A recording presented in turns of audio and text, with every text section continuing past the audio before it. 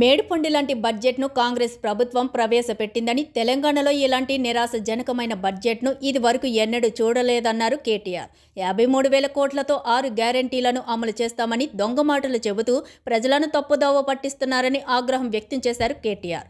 సనత్ నగర్ నియోజకవర్గ స్థాయి విజయోత్సవ సభలో పాల్గొని ప్రసంగించారు. చిల్లర మాటలు మాట్లాడడం మానేసి ప్రజలకు చేస్తామన్న హామీలను నెరవేర్చమన్నారు.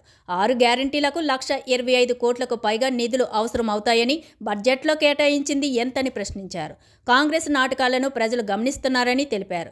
టీఎస్ తీసి టీజీ పెట్టడం, చార్మినార్, కాకతీయ తోరణం తొలగింపు మార్పుకు శ్రీకారం చుట్టినట్లా అని దుయ్యబట్టారు. బారాసాను బొండ పెట్టడం కాంగ్రెస్తో కాదని, ఇలాంటి వాళ్ళెందరినో చూసామని పేర్కొన్నారు. రేవంత్ లాంటి బుడ్డర్ఖాన్ వ్యక్తులు ఇష్టం వచ్చినట్లు మాట్లాడుతున్నారన్నారు.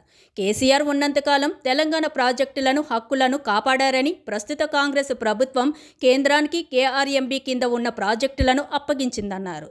ఈ నెల 13వ తేదీన నల్గొండలో జరిగే సభకు పెద్ద ఎత్తున నాయకులు, కార్యకర్తలు తరలి రావాలని, కృష్ణా జిల్లాను కాపాడుకోవాలన్నారు. బారాసాను 39 మొక్కలు చేస్తామని కాంగ్రెస్ నాయకులు మాట్లాడడం సరికాదన్నారు. సీఎం పదవి గుంపు మేస్త్రి అని చెప్పినట్లే ఆయన పనితీరు ఉందని పేర్కొన్నారు. కేసీఆర్ను కోల్పోయామనే బాధ ప్రజల్లో ఉందని, త్వరలోనే ప్రజా ఉద్యమాన్ని ప్రారంభిస్తామన్నారు కేటీఆర్. కేసీఆర్ ఉన్నన్ని రోజులు 10 ఏళ్లలో కరెంటు పోయిందా ఎప్పుడన్నా? మరి ఇప్పుడు గుంపు మేస్త్రి పాలన కరెంట్ చాలా కష్టాలు కనబడుతుందా, వినబడుతుందా? రోజుకు 4 గంటలు పవర్ కట్లు. ఇంక ఎండాకాలం మోపు కూడా కాలేదు, ఎండాకాలం రాను కూడా రాలే, కరెంటు కోతలు చాలు అయినాయి. శ్రీశైలంలో జల విద్యుత్ ఉత్పత్తి చేసుకోవాలంటే, కరెంటు ఉత్పత్తి చేయాలంటే, జూరాలలో కరెంటు ఉత్పత్తి చేయాలంటే రేపటి రోజున మనకు సాధ్యం కాదు. ఎందుకంటే రేవంత్ రెడ్డి కేఆర్ఎంబీకి మొత్తం రాసిచ్చాడు. అక్కడ మనం కరెంటు చాలు చేద్దామంటే, కరెంటు విద్యుత్ ఉత్పత్తి చాలు చేద్దామంటే అవకాశం ఉండదు. అక్కడ కేంద్రంలో ఉండే పెద్దల పర్మిషన్ ఇస్తేనే జల విద్యుత్ ఉత్పత్తి చేసే అవకాశం ఉంటుంది. అందుకే 13 తారీఖు నాడు ఈ రాష్ట్ర ప్రభుత్వం యొక్క దద్దమ్మతనాన్ని నిరసిస్తూ, ఈ ముఖ్యమంత్రి యొక్క తెలివి తక్కువతనాన్ని నిరసిస్తూ, కృష్ణా నది మీద తెలంగాణకున్న హక్కులను కేంద్రానికి, కేఆర్ఎంబీకి దారాదత్తం చేయడాన్ని నిరసిస్తూ మనం చెలో నల్గొండ కార్యక్రమానికి పిలుపునిచ్చినాం.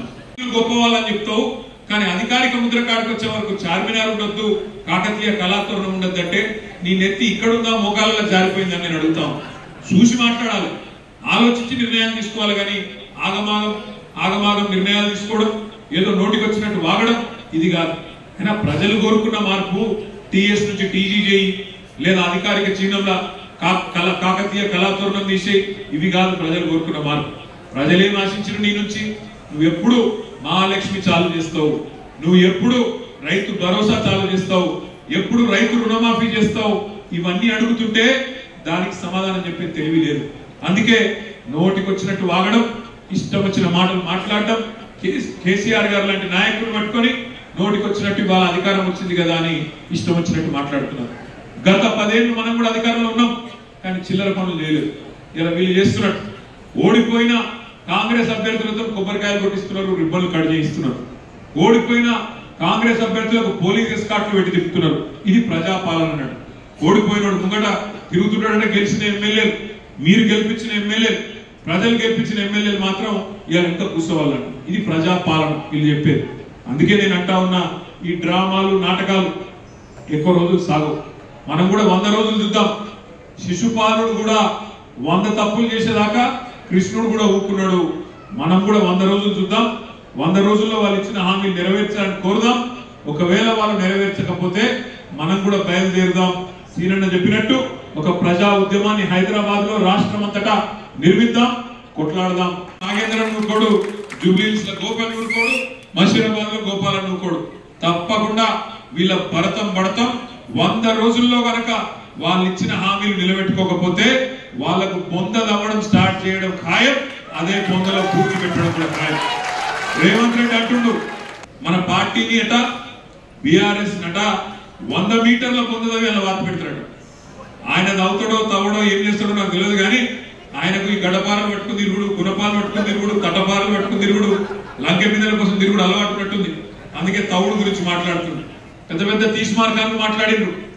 24 साल से सुन रहे हम लोग, 24 ఏళ్ళకి ఇంటనే ఉన్నాం, కేసీఆర్ ను ఖతం చేస్తాం, ఇది చేస్తాం, అది చేస్తామని.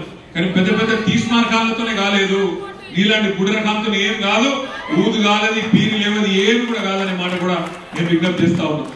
ఒక్కొక్క మాట కూడా నేను మీకు విజ్ఞప్తి చేస్తున్నా, రేవంత్ రెడ్డే కాదు ఇంకా కొంతమంది మాట్లాడుతున్నారు, మన ఎమ్మెల్యేలను తీసుకుపోతాం, పార్టీని 39 ముక్కలు చేస్తాం, ఇది చేస్తాం అది చేస్తాం అని చెప్పి ఇవాళ కొంత అహంకార పూరితమైన చాలా దుర్మార్గమైన మాటలు మాట్లాడుతూ ఉన్నారు. వాళ్ళందరికీ నేను చెప్పేది ఒకటే, ప్రజలు మిమ్మల్ని నుంచి ఆశించేది, మీ నుంచి కోరుకునేది ఇవాళ ఇట్లాంటి చిల్లర మల్లర మాటలు కాదు. మీరిచ్చిన 420 హామీలు ఎప్పుడు నెరవేరుస్తారు, రుణమాఫీ ఎప్పుడు చేస్తారు, మహాలక్ష్మిలో 2500 రూపాయలు నెలకు 1,67,00,000 మంది ఆడబిడ్డలకు ఎప్పుడు చాలు చేస్తారు, అదే విధంగా ఇంకా గృహజ్యోతి లాంటి కార్యక్రమాలు, ఇంకా రైతు భరోసా లాంటి కార్యక్రమాలు ఎప్పుడు చాలు చేస్తారనే మాట ఇలా రాష్ట్రం మొత్తం ప్రజలందరూ చూస్తూ ఉన్నారు. మీరు ఇట్లే చిల్లరమల్లర మాటలు మాట్లాడుకుంటూ చిచోర పనులు చేసుకుంటూ ఏదో రకంగా ప్రజల దృష్టిని మరల్చాలే, అటెన్షన్ డైవర్షన్ చేయాలని మీరు ప్రయత్నం చేస్తే ఎక్కువ కాలం ఈ నాటకాలు సాగవు. ఎందుకంటే ప్రజలకు అన్ని తెలుసు. ఇప్పటికే హైదరాబాద్ లో కానీ గ్రామాలలో కానీ చర్చ ప్రారంభమైంది. అయ్యో కేసీఆర్ గారిని కోల్పోయినాం, వీళ్ళ మాటలు నమ్మి అని చెప్పి ప్రజలు బాధపడుతూ ఉన్నారు. అందుకే నేను ఈ ప్రభుత్వానికి కూడా చెప్పే మాట ఒకటే, చిత్తశుద్ధి ఉంటే ఇచ్చిన మాట నిలబెట్టుకునే ప్రయత్నం చేయండి. చిల్లర మల్లర రాజకీయాలు చేయడం కాదు. మార్పు మార్పు అన్నారు. ఏం మార్పు చేస్తారన్న ఆయన అంటే టీఎస్ తీసి టీజీ పెడతారట, అది మార్పు అంట. టీఎస్ తీసిండ్రు, టీజీ పెట్టిండ్రు, అది మార్పు అంట. చార్మినార్ ఉండద్దట.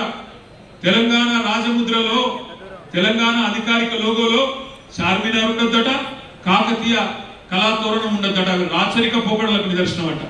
కానీ పాపం ఈ ముఖ్యమంత్రి ఇదివరకు ఒకసారి అడిగారు టీవీలో, అన్న మరి నువ్వు ఇదివరకు ఎన్నడు మంత్రి పదవి కూడా చేయలేదు కదా, ఎట్లా చేస్తావు మరి రేపు ముఖ్యమంత్రి పని అంటే ఆయన ఏమన్నాడు ఎక్కినా, అది ఏమున్నది భయ్, సీఎం పదవి గుంపు మేస్త్రి పదవి, అది గుంపు మేస్త్రి పదవి అని మాట్లాడాడు. నిజంగా కూడా ఆయన వైఖరి అట్లే ఉంది.